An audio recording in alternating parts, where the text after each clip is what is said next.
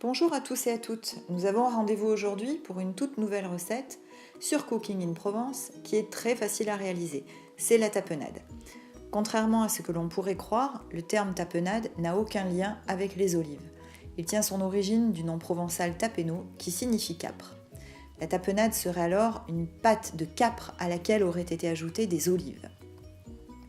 En réalité, il existe différentes formes de tapenade, avec des noms tout aussi différents sur l'ensemble du pourtour méditerranéen, avec bien sûr des variantes d'une recette à l'autre. Il semblerait que les Romains cuisinaient déjà la tapenade, qu'ils appelaient l'épitirum et qu'ils mangeaient avec le fromage.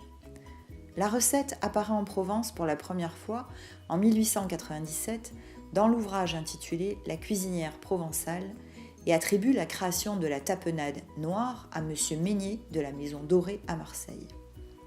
Je tiens à souligner que la cuisinière provençale reste pour moi la référence en termes de cuisine de cette région. C'est un vieil ouvrage, préfacé par Frédéric Mistral, homme de lettres célèbre, qui se transmet de génération en génération dans beaucoup de familles de notre région. La recette que nous réaliserons ici est à base d'olives vertes, mais vous pouvez tout aussi bien utiliser des olives noires en changeant l'accord avec les vins. Pour réaliser cette recette, vous aurez besoin de 250 g d'olives vertes dénoyautées, une cuillère à soupe de capre, ou plus si vous aimez l'acidité, une gousse d'ail, 5 filets d'anchois salés marinés dans l'huile, une grosse cuillerée à soupe de thon en boîte et un petit bouquet de basilic. Passez le tout dans un mixeur en ajoutant un filet d'huile d'olive afin que le mélange devienne homogène et mousseux. Goûtez la préparation et assaisonnez à votre goût en rajoutant thon, anchois, ail ou basilic. La tapenade se conserve plusieurs jours au réfrigérateur, recouverte d'une fine couche d'huile d'olive.